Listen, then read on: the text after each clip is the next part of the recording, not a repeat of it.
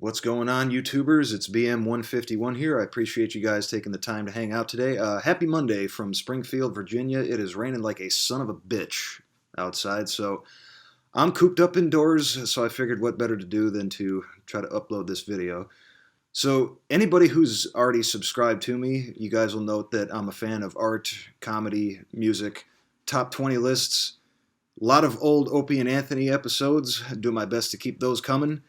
But anyway, that's just a little bit of what I'm about today. We're going to do something totally different. You guys saw that the title of the video was My Results from Ancestry.com.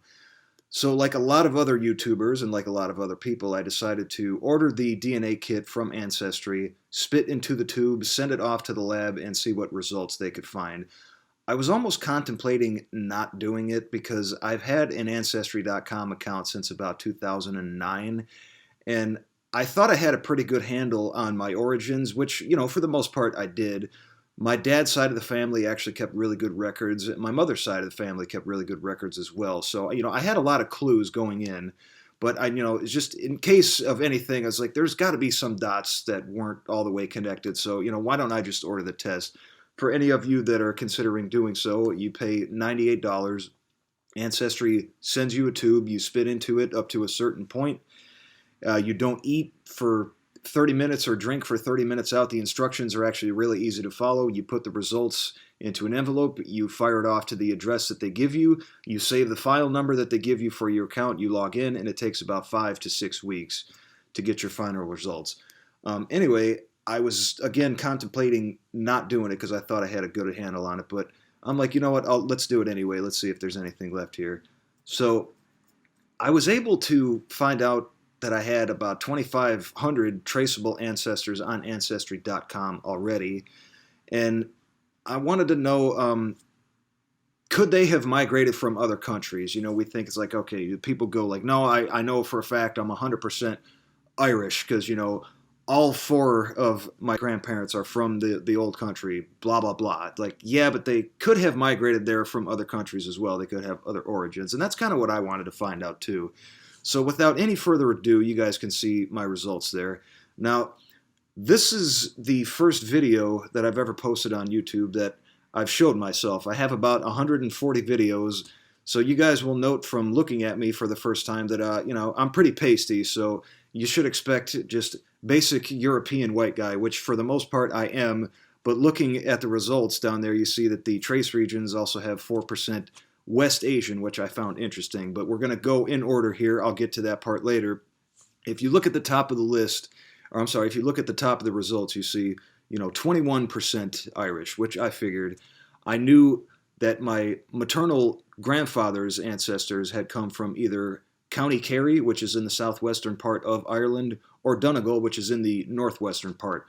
A lot of those guys were carpenters and farmers. One particularly interesting ancestor that I found is my third great-granddad, whose name was Clark Pierce. He actually fought for the North in the Civil War, and any of you who have followed history, he mustered out of the 123rd Division from Illinois when the war was actually almost over, but a lot of guys in that regiment did not make it. Why I found him particularly interesting was that, he had survived all throughout the war. He lived to be 82 years old, I think. He outlived his wife by 10 years and actually outlived 2 of his 10 kids. So dude was interesting, and I'm like, I wish I could have met him, but I digress. That was just one of those things. I tried to find something topical or historical about each of my origins, and that's just one of the Irish ones. So moving down the list, you see, okay, 16% Great Britain. Now, most if not all of that is English. My paternal grandmother, a lot of her paternal ancestors were from England. I don't know exactly where, but my paternal grandfather, her husband, had some English ancestry as well, and they came mainly from Devon or Suffolk, England, which is on the southwest side. I don't know a lot about what they did professionally. Those of you who have an Ancestry.com account, you'll see that some of the federal census records are logged to certain people's names, so you can see what their occupation was for some of them. I'm not saying everybody has this, but it's always interesting to find. I just know kind of where they're from. But then again, on his side, I actually trace all the way back to Edward I, who was married to and procreated with the queen consort of Spain, which was Eleanor of Castilla, Spain, which existed, I think, in the 13th century, born in about 1241. And I want to say that those two were the first that I found that I had a little bit of royalty in my blood from hundreds and hundreds and, moons and years ago. Always interesting, though. So going down the list again, you see 15% Italian. Now, this comes from my maternal grandmother's side. A lot of her ancestors had come from Piemonte, Italy, and most, if not all of them, were coal miners from what I was able to trace. The interesting thing about the Italian side is that I'm coming in 15%. Now, I only thought that we were an eighth, and I say we because I'm referring to my siblings as well. 1/8 is what we thought we were, so when I look at this 15% here, I got to think, okay, where did this other percentage come from?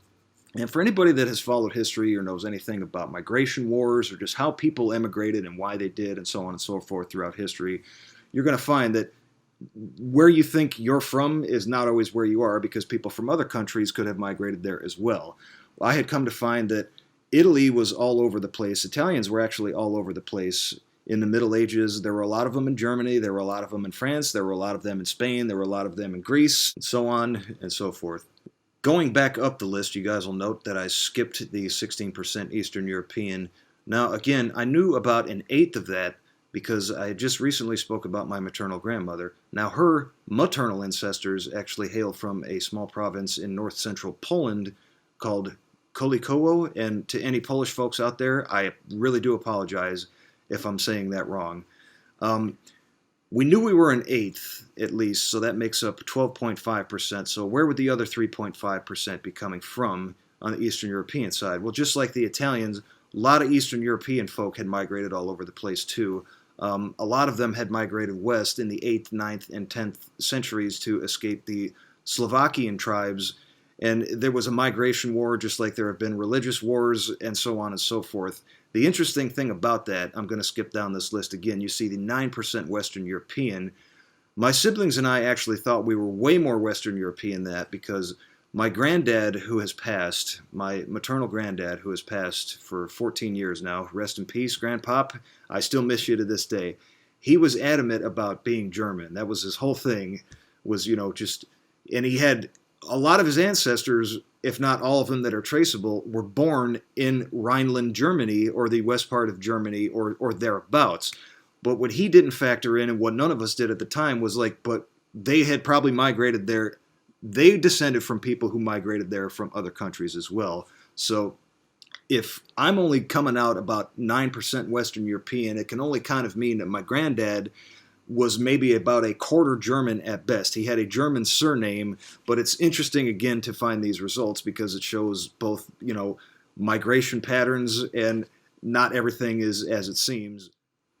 So moving back up the list, we see 12% Scandinavia now. To anybody who does not know, Scandinavia is made up of 3 different countries. That would be Denmark, Norway, and Sweden.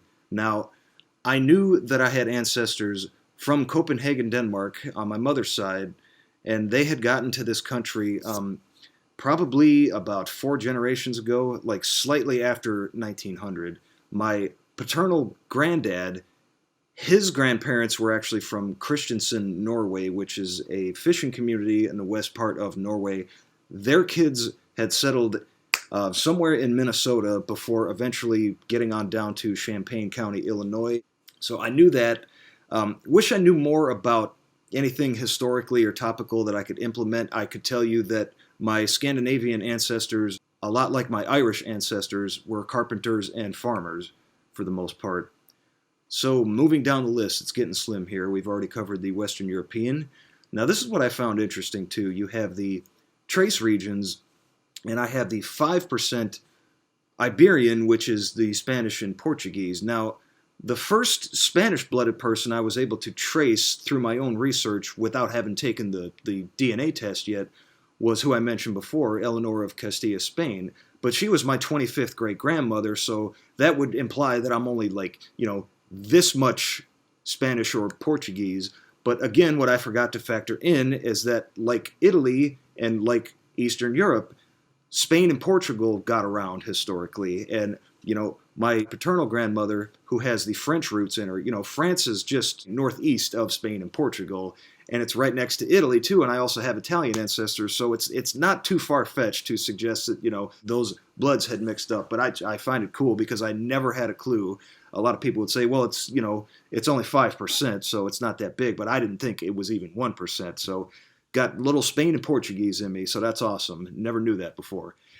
Going further down the list, you'll see the 1% Finnish, Northwestern Russian, and not too far-fetched either, because that's only a hop and a skip away from Sweden, and I already have the Scandinavian blood in me, so I do not know who the Finnish/Northwestern Russian person is in my family. Never heard from him or her, and I'm thinking all of my existing relatives, they haven't heard from those people or that person either, but it's all good. So 1%, and then you have the 1% European Jewish, and Israelis were all over the place too. I wish I knew where that came from. It's only yay big, but I found this totally interesting, and that covers the Europe. So now we get into the interesting part of the 4% West Asian. Now, my grandmother, my maternal grandmother, her ancestors that she knows of were for the most part from Piemonte, Italy. Now, Italy, Greece is only, 700 to 900 miles away from the westmost eastern country across the Aegean and the Mediterranean Sea, which is Turkey. I'm thinking that there were some Turks and Armenian blood that mixed it up with my grandmother's ancestors both during and after the Crimean War. Turkey had the most immigrants that had headed west during and after the Crimean War. The Crimean War was a religious war of sorts, if you guys want to look it up. It ended in about 1853. Coincidentally enough, I can't get further back than 1870 on my grandmother's Italian side. I'm going to keep doing research on this, and hopefully I'll find some more people and some more facts. But, very glad that I decided to take this test. It's generated, many interesting conversations between my family members and I. A lot of family members, my cousins, I have a couple cousins that are thinking of doing this. My mother is definitely going to do this. My grandmother is going to do this, and it'll generate further conversation just to figure out what everybody's origins are. I recommend doing this, you guys, if you could afford it. If you're a naturally curious person like I am, it's just something that is like, oh, this is so cool. I found out, at least 100%, probably not with impunity, but close enough as to what all my origins are. And it's a good refresher for those of you that are just interested in history and migration patterns of the people that you descended from. Again, totally recommend doing this. Had fun discussing this. If you guys have any questions, you know where to find me. I appreciate your sub, and I wish everyone a good day, and happy hunting.